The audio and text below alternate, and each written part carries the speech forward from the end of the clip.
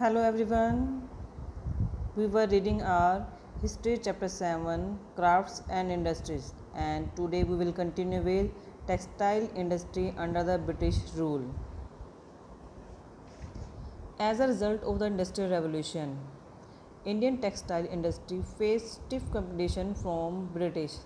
जैसे जैसे industrial revolution आया यानी कि मशीनरी आनी स्टार्ट हुई तो हमारे इंडियन जो टेक्सटाइल थे उनको बहुत टफ कंपटीशन देना पड़ता किस साथ ब्रिटिशर्स के साथ जो उनकी मशीन मेड चीप क्लोथ थे। लास्ट हमने रीड किया था कि मशीन मेड जो क्लोथ थे वो चीप पड़ते थे और हैंडमेड जो थे वो कॉस्टली पड़ते थे। Then since Indian handmade fabric was expensive और मशीन मेड जो कपड़ा था वो चीप रेट पे पड़ता था और जो इंडियन फैब्रिक था वो हैंडमेड था और वो इसलिए एक्सपेंसिव पड़ता था। India lost many of its traditional markets in Africa, America and Europe. India ने अपने क्या ट्रेडिशनल मार्केट जो ट्रेडिशनल कपड़ा वो हैंडमेड बनाते थे वो मार्केट लूज़ कर दिया, यानी कि धीरे धीरे उनकी डिमांड कम होती गई कहाँ, अफ्रीका, अमेरिका एंड यूरोप में। And the British authorities force the Indian weavers to sell their products at a cheaper rate. तो क्या ब्रिटिशर्स उनको फोर्स करने लगे कि अपना जो मटेरियल है उनको कम दाम पर यानी कि सस्ते रेट्स पर उनको सेल करें।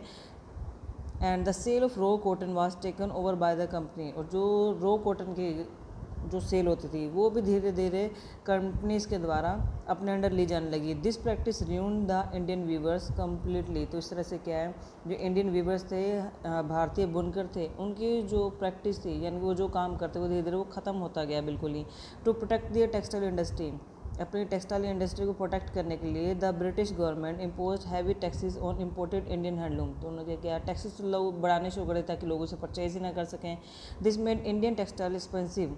तो इस तरह से क्या हुआ, टैक्स लगाने की वजह से इंडियन जो टेक्सटाइल थी वो एक्सपेंसिव पड़ने लगी एंड दियर डिमांड फैलो। और जैसे जैसे कोई चीज़ महंगी हो जाएगी तो नेचुरल है कि लोग उसे कम से कम परचेज करेंगे, इसलिए उनकी डिमांड भी कम होती गई।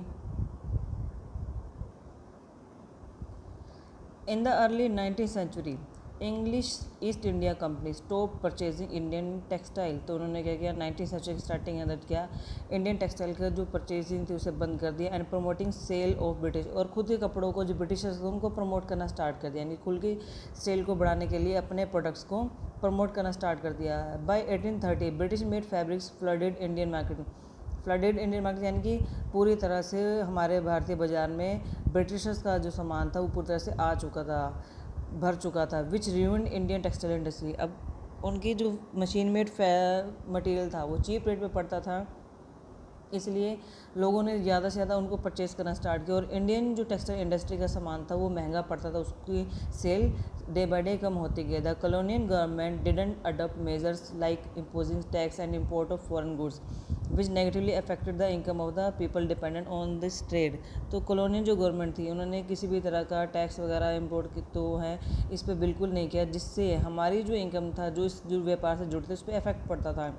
Despite all this, local weavers continue to produce to meet the demand of general masses। तो इस साइड बाई साइड के लोकल वीवर्स थे वो कुछ लोगों की जो डिमांड थी उनको पूरा करने में लगे हुए थे।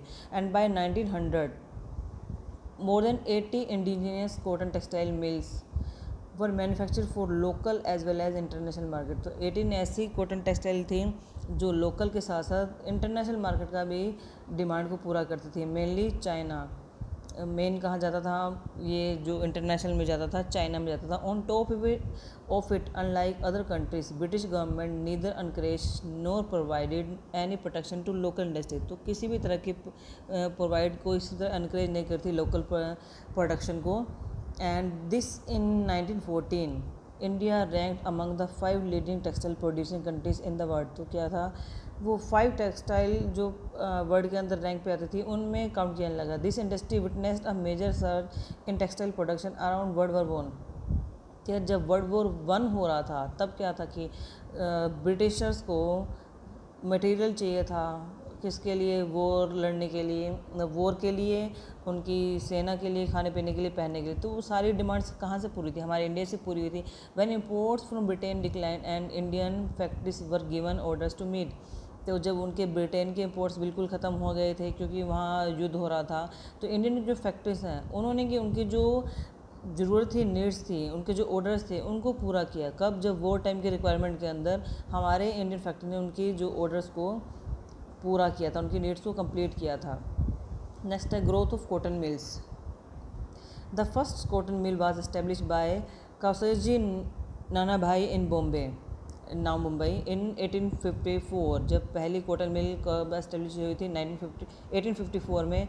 And in 1877 Jamshedji Tata set up Empress mill in Nagpur and many other cotton mills were set up in कहाँ हुई है, Sholapur, Ahmedabad, Kanpur, Bangalore, Madras and Nagpur.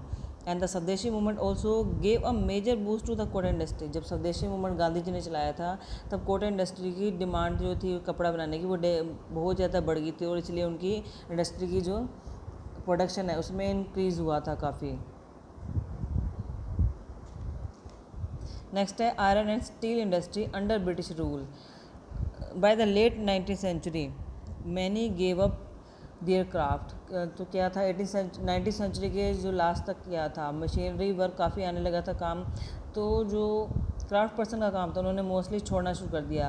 Coins work fail into disuse and coins यानी कि जो भट्टे जिसमें आयरन को स्मेल्ट किया जाता है, पिघलाया जाता है। Iron smelters migrated towns in search of livelihood. तब जो थे काइंस यानी कि भट्टे नहीं चल रहे थे तो स्मेल्टर जिसमें वो स्मेल्ट करते थे, लोहा पिघलाते थे, तो उनको और किसी काम की तलाश में टाउन्स की तरफ जाना पड़ा था। The primary reason for decline of this trade. अब आयरन का जो ट्रेड था उसको सबसे पहला रीज़न क्या था उस ट्रेड को व्यापार का बंद होने का, was introduction of new forest laws. क्या था, ब्रिटिश ने फॉरेस्ट से जंगलों से रिलेटेड नए नए लॉज बनाने शुरू कर दिए थे। That prevented the people from collecting would. यानी कि जो नए लॉज के ऐसे बनाए थे कि उनके अकॉर्डिंग क्या था, विदाउट ब्रिटिशर्स की परमिशन के, ब्रिटिश गवर्नमेंट के परमिशन के कोई उन जंगलों में जा नहीं सकता, वहाँ की वुड को यूज़ नहीं कर सकता, वहाँ मतलब एंट्री पे बैन था। तो इस वजह से क्या है, स्मेल्टिंग के लिए यानी कि लोहे को पिघलाने के लिए क्या थे, उनको वुड की नीड पड़ती थी। तो नए लॉज के अकॉर्डिंग था वो फॉरेस्ट से वुड को कलेक्ट नहीं कर सकते थे फ्रॉम रिजर्व फॉरेस्ट, जहाँ पे ब्रिटिशर ने रिजर्वेशन लगा दी थी, यानी कि वो उनके कब्जे में आ गए थे। Even where they were granted access they had to pay, यानी कि जिन जंगलों पे जाने की भी उनको ग्रांट मिल गई थी, परमिशन मिल गई थी, दे हैव टू पे high tax for every kiln they used. यानी कि जहाँ वो जंगलों में अपने भट्टे लगाते थे, उनको लकड़ियाँ लेते थे, वहाँ पे जाने की परमिशन मिलने पर लेकिन उनको काफ़ी हाई टैक्स पे करना पड़ता था। तो जिस वजह से उन्होंने अपना ये प्रोफेशन छोड़ दिया। This made Indian steel expensive, जिसकी वजह से क्या था, हाई टैक्स दे रहे हैं, हाई टैक्स वहाँ फिल करेंगे तो आगे जो सामान बनाएंगे उसके तो रेट बढ़ जाएंगे। तो इस वजह से क्या है, उनका जो स्टील था एक्सपेंसिव बनने लगा था। एंड इफेक्टेड द इनकम, और लोग इनकम पे भी इफेक्ट पड़ता था। इनकम ऑफ आयरन स्मिथ, किसकी, आयरन स्मिथ यानी कि लोहारों की जो थी इनकम पे इफेक्ट पड़ता था। By late 19th century colonial government was importing iron to manufacture utensils and implements that load the demand for locally produce iron. तो धीरे धीरे क्या, लोकल प्रोड्यूस आयरन के जो बर्तन थे उनके और इम्प्लीमेंट थे उनको मैन्युफैक्चर करना स्टार्ट किया। Moreover with the British conquest of India the pattern disappeared and demand also fail. यानी कि धीरे धीरे जो ब्रिटिशर्स थे डे बाय डे हमारे यहाँ पर हर एक चीज़ पर कब्जा करते जा रहे थे और हमारी जो प्रोडक्शन थी उनको डे बाय डे कम करते जा रहे थे और अपना चीप मशीन मटेरियल लाकर हमारी जो डिमांड थी, हमारी जो प्रोडक्शन थी उनको स्लो करते जा रहे थे, बिल्कुल ही कम करते जा रहे थे। नेक्स्ट है growth of modern iron and steel industry. British didn't try to set up steel plants in India. उन्होंने कभी भी ट्राई नहीं किया कि स्टील प्लांट्स को हमारे इंडिया में सेटअप करें, इवन दो जबकि हमारे यहाँ पर आयरन की फॉर्म में रॉ मटेरियल जो था काफ़ी ज़्यादा अवेलेबल था हमारे कंट्री के अंदर, लेकिन फिर भी उन्होंने कभी स्टील प्लांट्स हमारे इंडिया में लगाने की कोशिश नहीं की। They use to import machines and material products from Britain. वे ज़्यादातर क्या करते थे, सब सामान जो अपना ब्रिटेन से इम्पोर्ट करवाने की कोशिश करते थे। And British relax laws on mining of India. Jamshedji Tata, first कौन है, Jamshedji Tata was the first entrepreneur यानी कि successful business who dreamed of setting up a steel industry in India. Jamshedji टाटा's eldest son Dorabji Tata and an American geologist Charles Wild conduct an extensive survey of the Chhattisgarh region. तो उन्होंने दोनों ने क्या किया मिलकर, जमशेद जी के बेटे और अमेरिकन जियोलॉजिस्ट ने दोनों ने मिलकर सर्वे किया था छत्तीसगढ़ एरियाज़ का, इन search of suitable location for setting up an iron and steel plant. यानी कि आयरन एंड स्टील की फैक्ट्री सेटअप करने के लिए दोनों ने वहाँ का सर्वे किया था। And finally Tata iron and steel company, short form में टिस्को के नाम से जाना जाता है इसे, वह सेटअप एट साकची यानी कि जो जमशेदपुर के पास है बाय जमशेदजी टाटा, उनके द्वारा सेटअप की गई थी। And the TISCO plant began its production in 1912 and a township was developed. अब किसी एरिया में आसपास, लाइक हमने 7th क्लास में पढ़ा था कि टेम्पल जब बने थे, टेम्पल्स बनने के आसपास वहाँ पे काम स्टार्ट हुआ तो उसके आसपास सिटीज़ डेवलप होने लगी थी। इस तरह से यहाँ पे जमशेदजी टाटा ने एक स्टील एंड आयरन प्लांट लगाए, फैक्ट्री सेटअप की, तो धीरे धीरे वहाँ लोगों को काम मिलना शुरू हुआ। जिस एरिया में लोगों को काम मिलेगा तो धीरे धीरे वहाँ पे एक टाउन डेवलप होने लगा। Township was develop around it, तो एक वहाँ पर टाउन डेवलप हो गया which was later named as Jamshedpur. इसलिए जमशेदपुर जो नेम है वो जमशेदजी जो टाटा है उनके नाम पे पड़ा। Jamshedpur is in memory of Jamshedji Tata, उनकी मेमोरी में उसका नाम रखा गया। Prior to setting up TISCO, all through the late 19th century, the British imported iron from Britain for expensive और railways। ब्रिटिश क्या करते हैं, इम्पोर्ट करते हैं आयरन कहाँ से, रेलवे की डिमांड को पूरा करने के लिए। How the outbreak of world war one work to the advantage of Indians infant steel industry. जैसे से वर्ल्ड वॉर वन छिड़ा तो क्या क्या हमें उसके इंडियन के जो स्टील इंडस्ट्री इन्फेंट यानी कि छोटा बच्चे के रूप में था कि अभी तो लगा ही था, अभी तो उससे बड़ा होना था, उसको काफ़ी प्रॉफिट हुआ था। War reduce the export of steel to India. तो वॉर छिड़ने की वजह से जो ब्रिटिशर्स वहाँ से अपना सामान मंगवाते थे वो वहाँ से आना बंद हो गया था।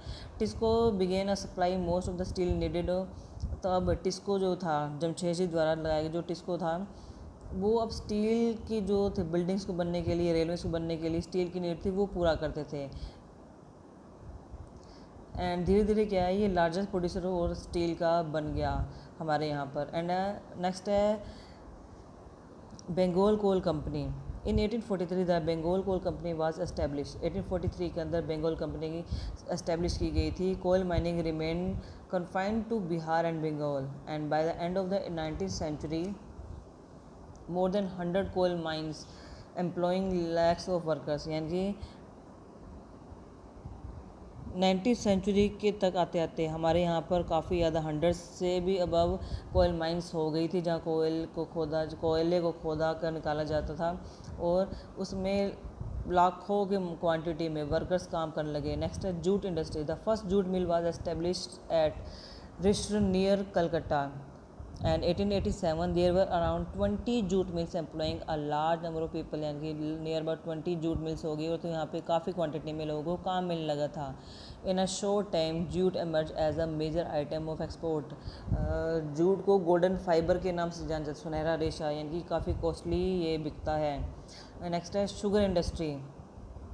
धीरे धीरे हमारे यहाँ शुगर इंडस्ट्री भी डेवलप होने लगी और अब ऐसा टाइम आ गया कि largest sugar producing country in the world, हमारे यहाँ की जो शुगर प्रोड्यूसिंग इंडस्ट्रीज़ हैं वो वर्ल्ड में सबसे ज़्यादा शुगर प्रोड्यूस करती हैं। नेक्स्ट है प्लांटेशन इंडस्ट्री, यानी कि जो पौधे के फॉर्म में क्रॉप्स ग्रो होती हैं like T, coffee and Indigo, ये जो है ये प्लांटेशन हमारे यहाँ पर होने लगे। European planters dominated the tea industry in Bengal. क्या Bengal, Assam, Himachal Pradesh and south of India, यहाँ पे मेन ये प्लांटेशन की जाती है इनकी टी, कॉफ़ी एंड इंडिगो की। And the western Ghats coffee plantation flourish. Western Ghat के आसपास जो कॉफ़ी जो प्लांटेशन है, वेस्टर्न घाट कहाँ है, मैप में देखना वेस्टर्न घाट्स कहाँ पड़ते हैं, चेक करना। वेस्टर्न घाट के पास जो है कॉफ़ी की जो प्लांटेशन है वो काफ़ी फ्लश यानी कि फली फूली बहुत ज़्यादा वहाँ पे हुई। And the profits from this plantation, in plantation से चाहे टी है, कॉफ़ी एंड इंडिगो से जो भी प्रॉफिट होता था वह साइफन्ड ऑफ टू यूरोप।